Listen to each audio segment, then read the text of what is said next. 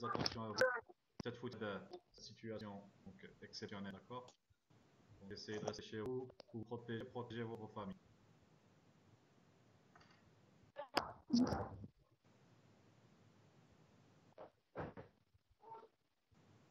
Donc, je ne sais pas comment vous voudrez qu'on fasse donc, cette séance. Est-ce que vous allez poser des questions? Est-ce que vous voulez que j'explique seulement donc, les réponses que j'ai données sur le TD?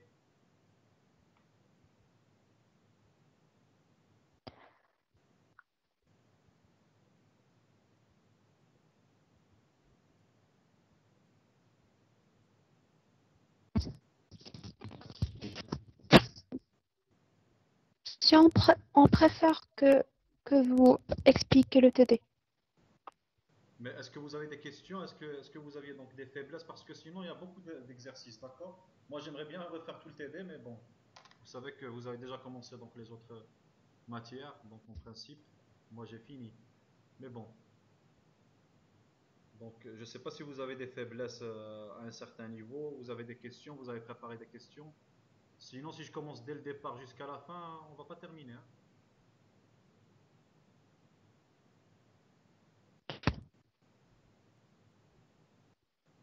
Si j'ai trouvé des difficultés à propos de l'exercice 2, À propos de quoi? J'ai pas entendu. l'exercice 2, les L'exercice, domaines l'exercice 2. de L'exercice l'activité. 2. D'accord, Oui. donc un des problèmes, donc comment retrouver donc le domaine donc d'activité. D'accord? D'accord. Mhm. Donc pour que ça soit plus précis donc pour tout le monde, donc ceux qui ont des faiblesses, donc je vais les noter, d'accord? Donc on a exercice 2, donc domaine d'activité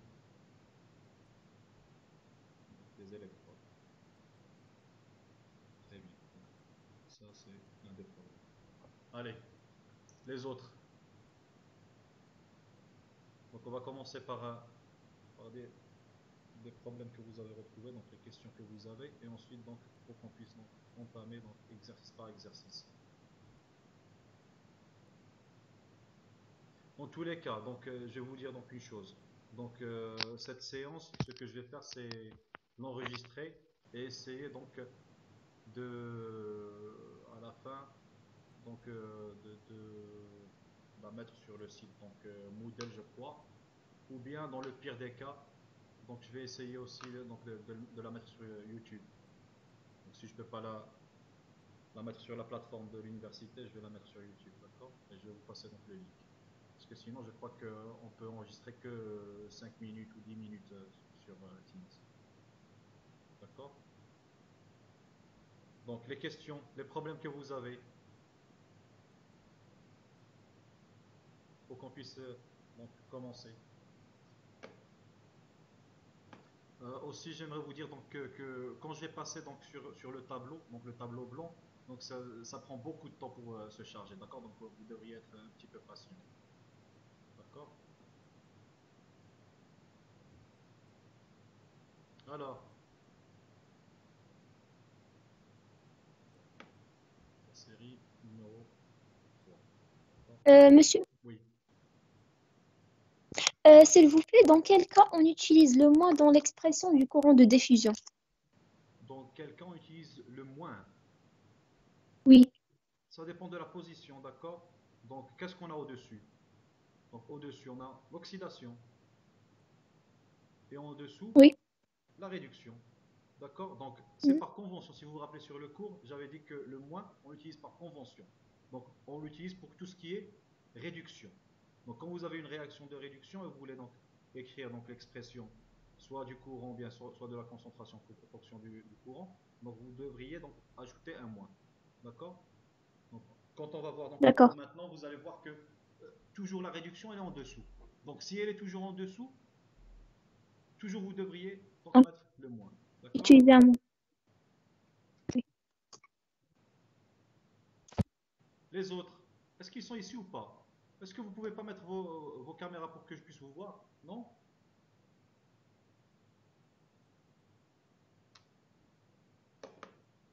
Vous vous cachez, hein? Vous vous cachez derrière les caméras. Allez, est-ce qu'il y a des questions? Les doutes que vous avez pour que je puisse entamer le TD?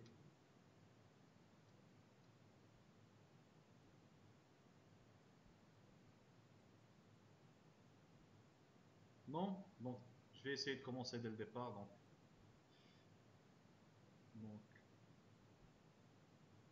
je reviens sur ma feuille donc, de TD. Donc, l'exercice 1.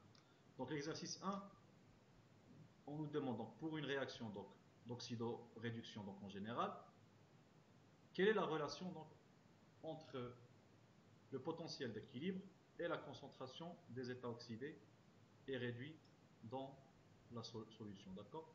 Et on nous donne donc le cas où on applique donc un potentiel externe, qu'est-ce qui va se passer? D'accord? Donc ça c'est le cas général, d'accord? Le cas général, on a dit donc durant le TD, durant donc, tout le cours, dès qu'on a commencé, donc premièrement on écrit notre réaction d'oxydoréduction. Et la deuxième chose à faire directement, c'est écrire l'équation de Nernst, d'accord? Donc vous avez donc E d'équilibre sera égal à E0, le potentiel standard de ce couple donc redox, plus RT sur NF, logarithme newtonien de la concentration de l'ox divisé par la concentration du réducteur. D'accord? Donc la relation entre les deux, ce n'est autre que la relation de Nernst. D'accord? Donc, en général, on avait dit donc sur le cours que pour le tracé des courbes intensité potentielle, qu'est-ce qu'on a? On a deux courbes. D'accord? Deux courbes théoriques. Ou bien une courbe, par exemple, d'oxydation, une courbe de réduction, si, par exemple, dans ce cas, l'oxydant n'existe pas, ou bien si, dans ce cas, donc, les réducteurs n'existent pas. D'accord? Donc là, vous avez donc seulement ces deux courbes. Soit celle-là, ou bien théoriquement, celle-là et celle-là. Pratiquement, qu'est-ce que vous aurez? Vous aurez la somme des deux, d'accord? De ces deux courbes en bleu. Ça veut dire que pratiquement, vous aurez cette courbe en pointillé, donc en rouge. D'accord? Donc la réalité, c'est ça. Et la théorie, c'est ça. Donc c'est cette courbe et cette courbe. D'accord? Au-dessus, donc on a dit qu'on aura la réaction d'oxydation. Donc le courant anodique sera toujours supérieur à zéro. L'oxydation est une oxydation anodique, donc le courant anodique sera supérieur à zéro. En réduction, par convention, et j'insiste sur le fait que c'est par convention, ça veut dire que ce sont les scientifiques qui se sont mis d'accord pour écrire que le courant anodique ou bien le courant de l'oxydation est positif et le courant de réduction, il est négatif, d'accord? Ça veut dire que si c'est réduction, la réduction elle est cathodique. Et par conséquence, donc le courant cathodique devrait être inférieur à zéro. Ça veut dire que le moins que vous mettez, que vous allez, ou bien que vous allez mettre sur votre expression, donc il est par convention. Quand vous avez une réduction, moins. Quand vous avez un courant cathodique, moins. Quand vous avez une oxydation, plus. Quand vous avez un courant anodique, ça sera plus. Donc la courbe anodique sera au-dessus, la courbe cathodique en dessous. Ou bien, de la même manière, la courbe d'oxydation sera au-dessus et la courbe de réduction sera en dessous. D'accord? Alors, pour le potentiel d'équilibre, en général, le potentiel d'équilibre, on l'a quand? À quel moment? Au moment où le courant sera égal à zéro. À ce moment-là, qu'est-ce qui va se passer? Vous aurez le courant anodique en valeur absolue sera égal au courant cathodique, donc en valeur absolue, d'accord? Ou bien, si vous voulez enlever ici donc la valeur absolue, vu que ça c'est déjà positif, I anodique sera égal à la valeur absolue de I cathodique, d'accord? Donc le potentiel d'équilibre sera celui-là. Ce sera le potentiel où la courbe donc, expérimentale va passer par donc l'axe des potentiels, d'accord? Le moment où vous aurez donc I est égal à 0, d'accord? Donc pour la deuxième partie de la question,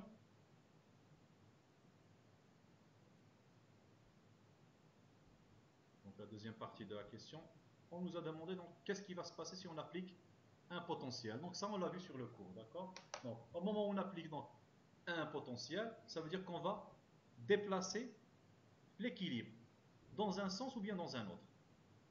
Donc, selon ce déplacement, on peut définir quelles seront les espèces qui vont se produire ou bien quelle sera la réaction qui va se produire dans ce cas.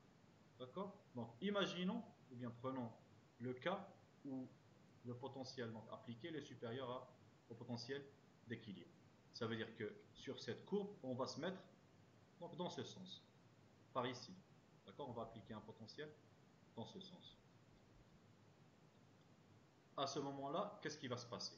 Donc, si on se met ici, on aura le courant anodique sera supérieur au courant cathodique, donc en valeur absolue. D'accord? Donc, à ce moment-là, qu'est-ce qui se passe? Ça veut dire que vous êtes en train de favoriser une réaction par rapport à l'autre.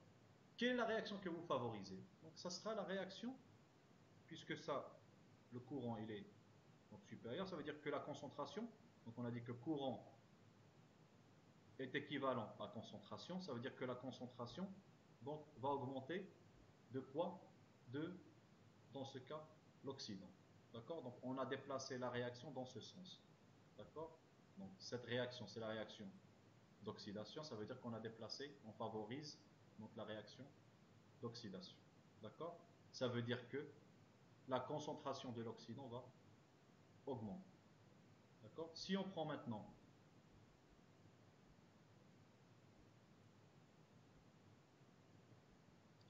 donc, si on prend maintenant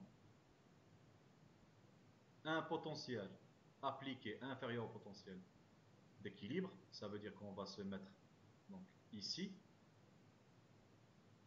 Donc, si on projette les deux courants, donc le courant anodique va être inférieur au courant cathodique en valeur absolue. D'accord? Donc dans ce cas, on favorise la réaction de réduction. Donc ce sera la réaction qui est dans ce sens qui va être favorisée. D'accord? Donc on aura une augmentation dans ce cas donc, de notre réducteur ou bien de la concentration de notre réducteur. D'accord? Est-ce que c'est clair?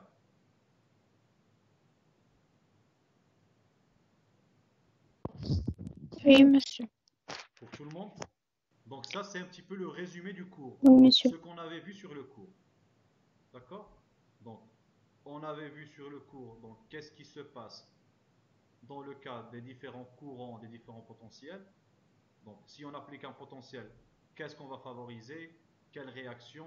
Quel sera le courant qui va augmenter? Donc, en fonction de ce courant, vous pouvez savoir quelle sera la réaction qui sera favorisée, etc. etc.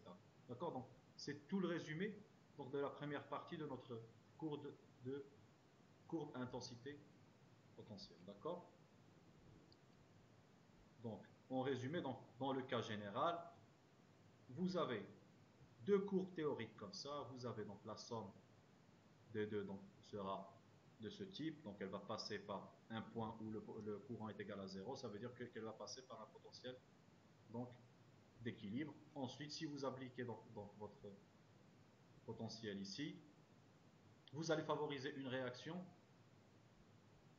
et avoir donc une augmentation de la concentration de l'une des espèces. D'accord? Donc, si vous avez E appliqué supérieur à E d'équilibre, donc vous aurez favorisé la réaction d'oxydation et la concentration de l'oxydant va augmenter. Si vous avez E appliqué inférieur à E d'équilibre, ce que vous allez favoriser ce sera la réaction de réduction et vous allez augmenter donc la concentration du réducteur. D'accord? On va passer à l'exercice 2. Donc, pour l'exercice 2, on nous donne donc une figure qui représente des courbes d'intensité potentielle, qui fixe les limites du domaine donc, du potentiel accessible dans l'eau. Limites différentes selon la nature de l'électrode indicatrice et l'acidité de la solution. On nous demande quelles sont les électrodes utilisables pour étudier les caractéristiques d'électroactivité des espèces donc, suivantes. Nous avons le cérium 4+, fer 2+, cuivre 2+, plomb de plus et les ions iodure I- en milieu acide. O2 donc en milieu acide et en milieu basique. Et on nous donne ici les valeurs approximatives des potentiels de demi-vague des différentes espèces. D'accord? Ici, qu'est-ce qu'on nous demande exactement? Le domaine d'électroactivité. D'accord? Domaine d'électroactivité, le domaine dans lequel ces différentes électrodes, donc électrodes mercure, de platine, fer, etc., peuvent-elles être utilisées.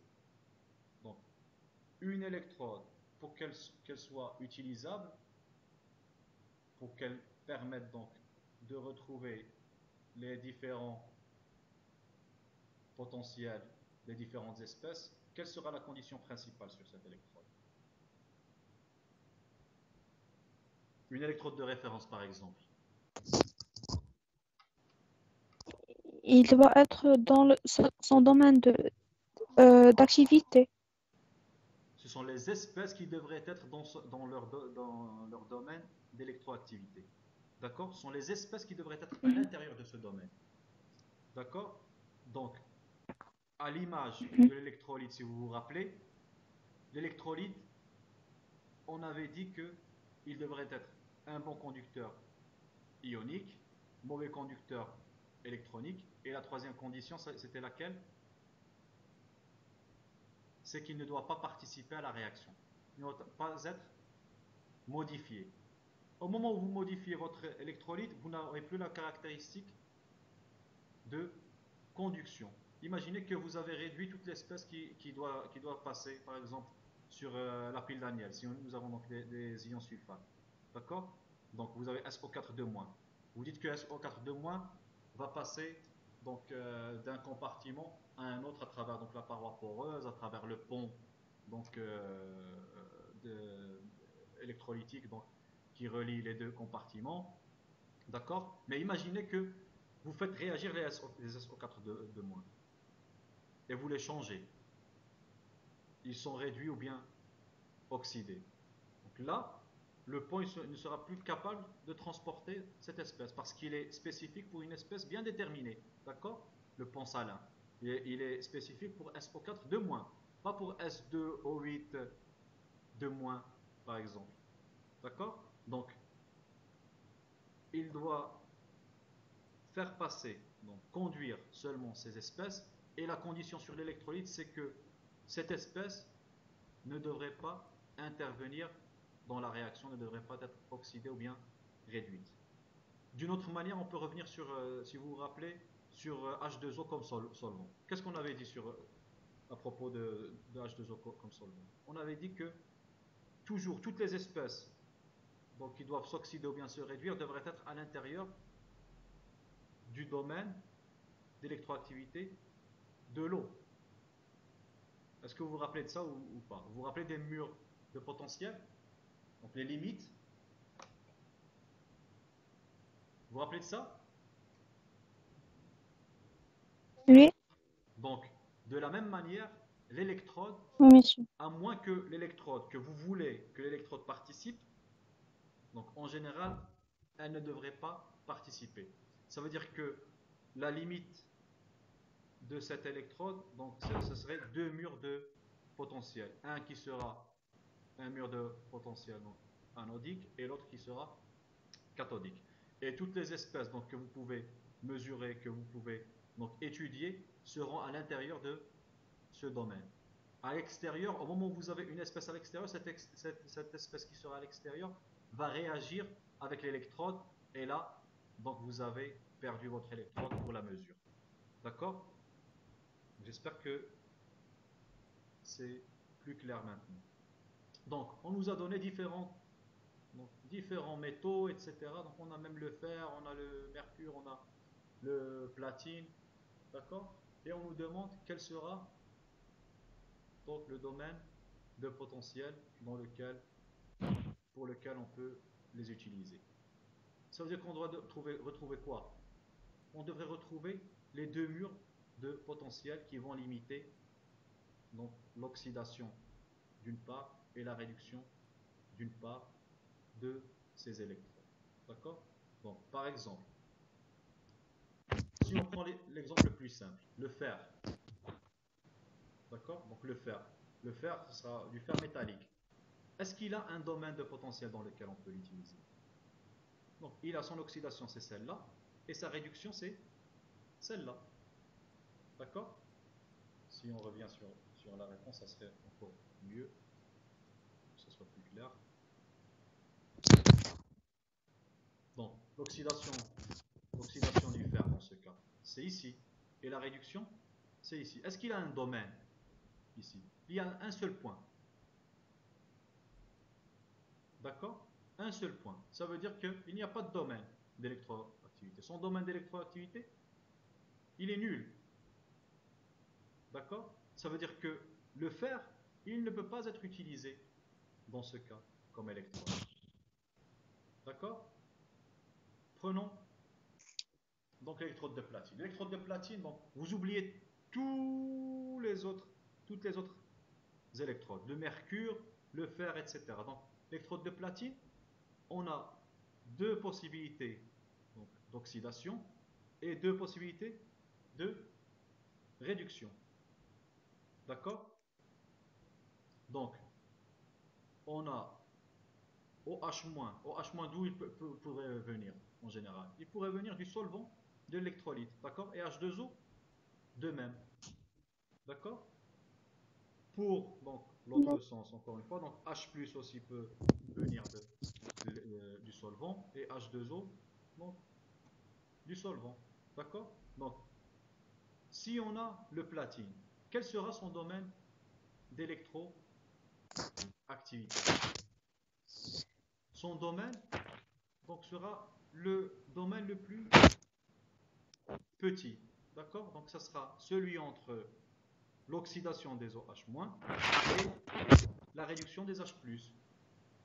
D'accord? Au moment où vous ouvrez donc ce domaine, imaginez que vous l'ouvrez jusqu'ici, d'accord? Qu'est-ce que vous aurez? Vous aurez H+, qui vient du solvant, qui vont être à l'intérieur de ce domaine d'électroactivité. Ça veut dire que les H+, auront la possibilité de se réduire. S'ils ont la possibilité de se réduire, ça veut dire quoi dans ce cas? Ça veut dire que vous êtes en train de modifier votre électrolyte. D'accord? Donc vous avez fait intervenir donc une espèce que vous ne devriez pas. Donc vous modifiez votre électrolyte, donc vous ne serez plus capable de retrouver donc les autres espèces donc, dans ce domaine. D'accord? Donc son domaine d'électroactivité sera le domaine le plus petit pour ne pas faire intervenir donc le solvant. Donc vous avez retrouvé donc les deux murs de potentiel dans ce cas qui sont en vert. Ça sera donc l'oxydation pour OH-, vous allez oublier H2O dans ce cas, et H+ en réduction. D'accord? Donc son domaine d'électroactivité donc pour le platine sera de 0 jusqu'à donc l'oxydation des OH-. Si on prend donc la même chose pour le mercure. Donc le mercure, on a donc ces deux courbes d'oxydation et ces deux courbes de réduction. D'accord? Donc de même, si vous ouvrez donc tout le domaine, donc vous allez d'ici à ici, qu'est-ce que vous allez faire? Vous allez inclure à l'intérieur donc H+ qui va venir donc dans ce cas du solvant, et vous allez inclure donc les Hg venant de l'électrode elle-même. D'accord? Donc l'électrode elle-même, elle va être consommée. Quand elle sera consommée, vous ne pouvez plus donc continuer la mesure avec cette électrode. Oui ou non? Donc ce qu'on veut, nous, c'est utiliser cette électrode pour retrouver des espèces à l'intérieur du domaine. On ne veut pas la consommer, d'accord? Ce n'est pas comme dans le cas de la pile Daniel où on consomme par exemple les ions cuivre ou bien les ions zinc. D'accord? Donc dans ce cas, donc ce qu'on est en train de faire, c'est de retrouver le domaine d'électroactivité. Donc l'électrode dans ce cas ne devrait pas intervenir. D'accord? Donc on devrait réduire donc ce domaine au minimum. Si vous arrivez donc seulement à la courbe donc H+ H2O en réduction, et la courbe HGO donc en oxydation. Là, vous avez votre domaine d'électroactivité où votre électrode de mercure n'intervient pas et où, donc ici, les H+, venant du solvant de l'électrolyte ne vont pas intervenir. Donc votre domaine sera d'à peu près 0, un petit peu jusqu'à moins 1. D'accord? Donc maintenant, puisqu'on a retrouvé donc les différents domaines, donc on a le fer, donc déjà son domaine d'électroactivité c'est 0, ça veut dire qu'on peut l'exclure. On a le domaine d'électroactivité, donc ici, du platine sera de 0 aux environs 0,8, plus ou moins. Et on a le domaine d'électroactivité du mercure, c'est de 0, un petit peu vers jusqu'à moins 1. Maintenant, ce qu'on va faire, automatiquement, inclure donc les différents potentiels qu'on nous a donnés donc, sur l'exercice. On a les différents potentiels. On va les mettre, on va les comparer. Est-ce qu'ils rentrent dans ce domaine ou bien ils ne rentrent pas dans ce domaine? S'ils rentrent dans ce domaine, ça veut dire quoi? Ça veut dire que cette électrode, elle peut donc être utilisée pour étudier ce couple redox. Si le potentiel il est à l'extérieur de ce domaine, ça veut dire que cette électrode n'est pas utilisable. Soit elle va réagir avec cette électrode, ou bien elle ne peut pas la mesurer. D'accord? On ne peut pas mesurer donc la quantité des ions, par exemple, blancs, dans ce cas, ou bien des espèces qui se forment, ou bien qui se consomment. D'accord? Donc, on va prendre Pb de plus Pb. Dans ce cas, son potentiel, il est de moins 0,15 volts. Moins 0,15 volts, ça sera où à peu près? 0,15, ça sera donc par ici. D'accord? Donc par ici, ou bien par ici. Donc quel sera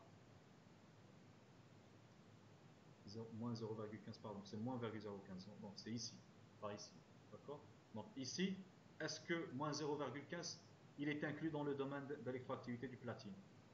Vous voyez que non. Donc il sera par ici.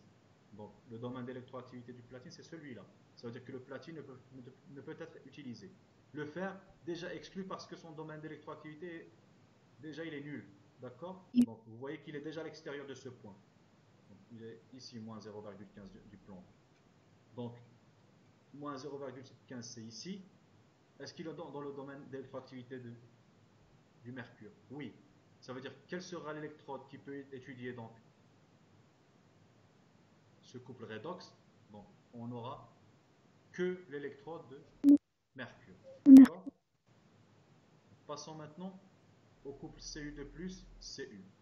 Donc on a 0,3 volts, 0,3 volts. C'est par ici. Donc il est à l'intérieur du domaine d'électroactivité du platine. Donc on peut considérer le platine.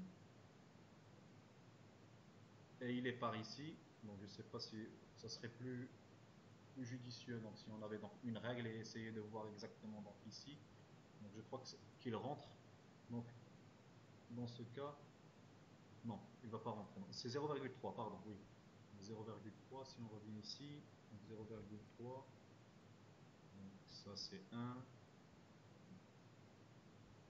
peu près 1, 2, 3, donc c'est loin, effectivement, donc c'est loin, donc c'est par ici, donc 0,3 ça sera par ici, donc 0,5 c'est ici, 0,3 c'est ici, donc ça ne rentre pas dans le domaine d'électroactivité du mercure, on ne peut utiliser que le platine dans ce cas.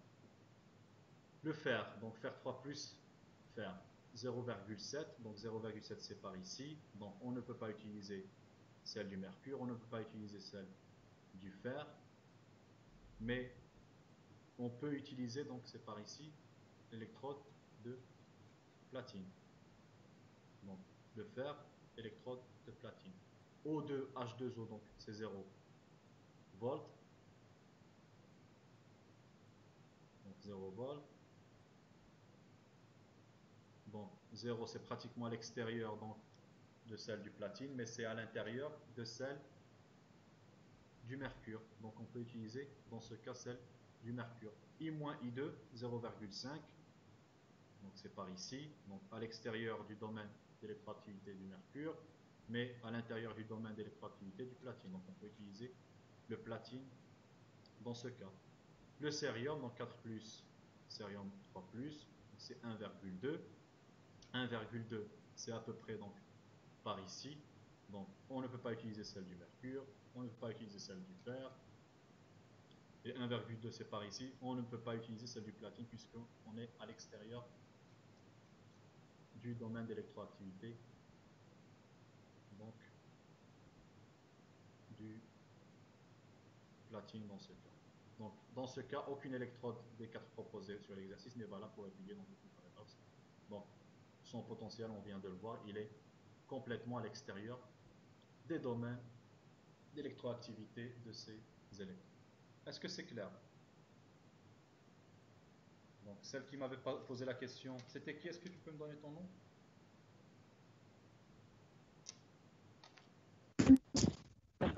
L'ami associé. D'accord. Donc, est-ce que c'est clair maintenant? Oui, un peu.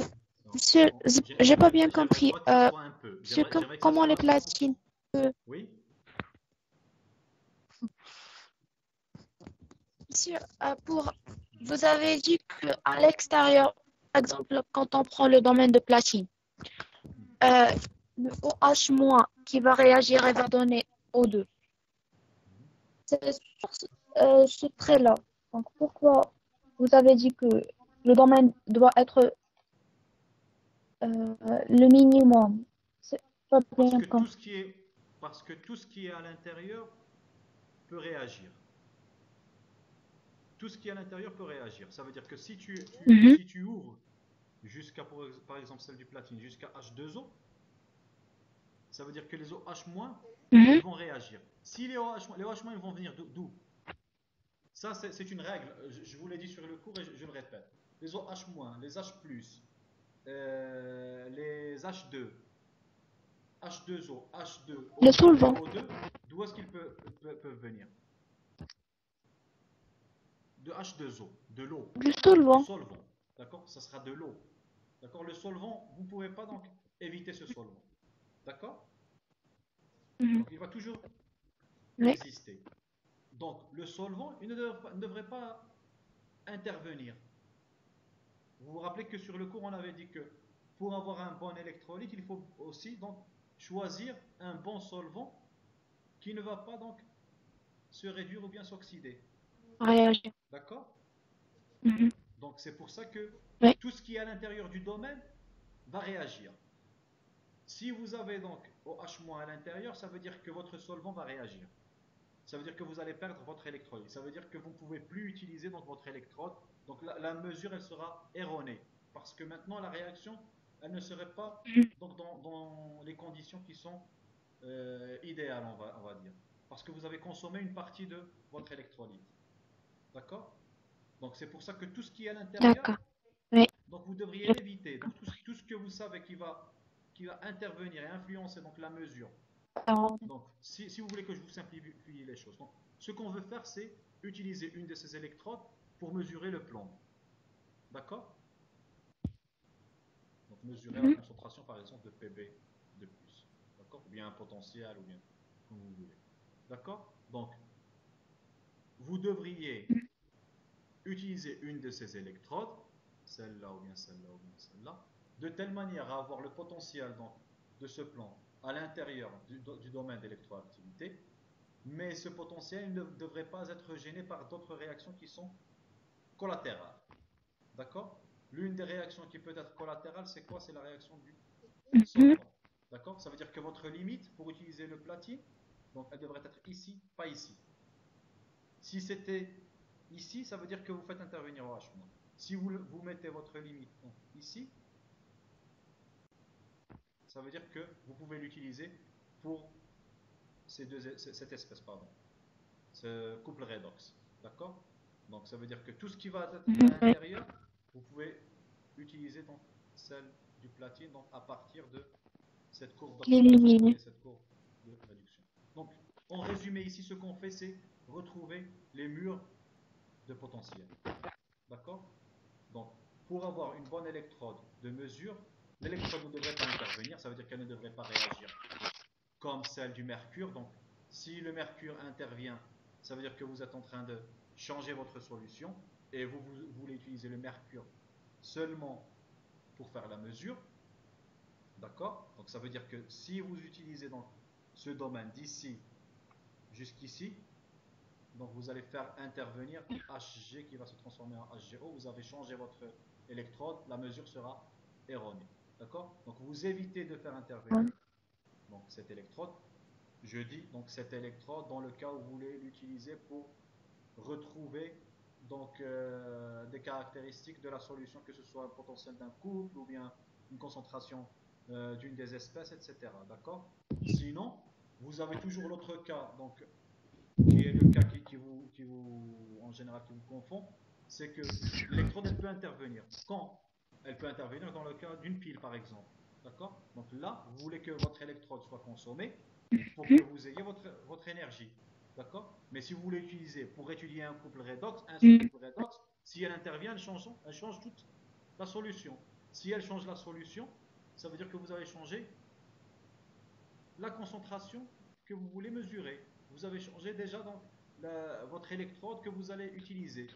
Peut-être que vous aurez donc des dépôts sur cette électrode. Vous vous rappelez qu'on avait dit que les précipités, les dépôts, etc., ils faussent, ils erronent la mesure.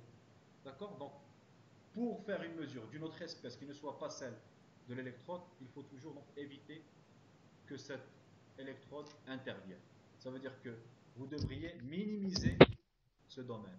Au lieu de l'utiliser d'ici jusqu'ici, vous devriez le minimiser pour ne pas faire intervenir. Vous avez les Hg dans la réaction ou bien faire intervenir le solvant de votre électrolyte. D'accord? C'est clair?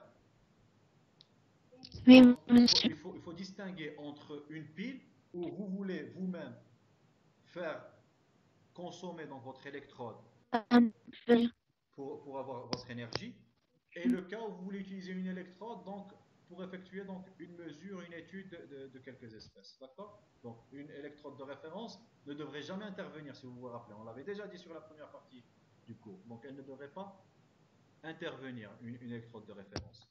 Elle doit être capable de mesurer sans intervenir, sans changer la solution. Si elle intervient, c'est fini. Concentration. Ça veut dire que vos mesures, elles sont complètement erronées. D'accord? Donc il faut distinguer ce cas concret qui est des électrodes utilisées pour retrouver donc une concentration d'espèces ou bien retrouver donc des potentiels des espèces, etc. Ou bien étudier un couple redox. Et le cas des piles, par exemple, où vous-même vous voulez provoquer donc cette réaction. D'accord? Donc, et j'insiste sur le fait que, en général, votre électrode, c'est le lieu où la réaction se produit. D'accord? Donc c'est le lieu. Donc elle peut intervenir comme elle ne peut pas intervenir. Elle peut intervenir, comme le cas par exemple du fer, du cuivre, etc., dans des piles, du zinc, et elle peut ne pas intervenir, elle peut être seulement donc, le lieu de cette réaction, donc le lieu où vous allez donc récupérer des électrons ou bien apporter des électrons donc, à votre système, comme le cas du platine. Le platine, dans tous les cas, ne réagit pas. Vous voyez que le platine, donc si vous prenez le cas du platine ici, donc on sait que c'est un métal donc, qui est inerte. Donc vous voyez qu'ici, vous n'avez pas de réaction du platine. Les seules réactions que vous pouvez avoir, ce sont les réactions du solvant, de H2O.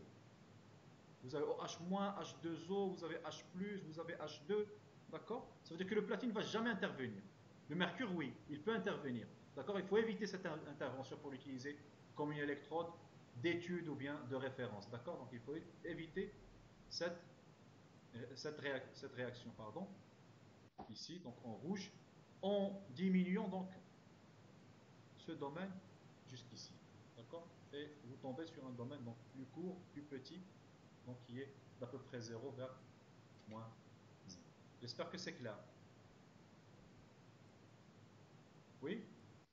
Oui, Est-ce que c'est clair pour tout le monde? oui, monsieur. Les autres, s'il vous plaît. Je sais que c'est un petit peu compliqué.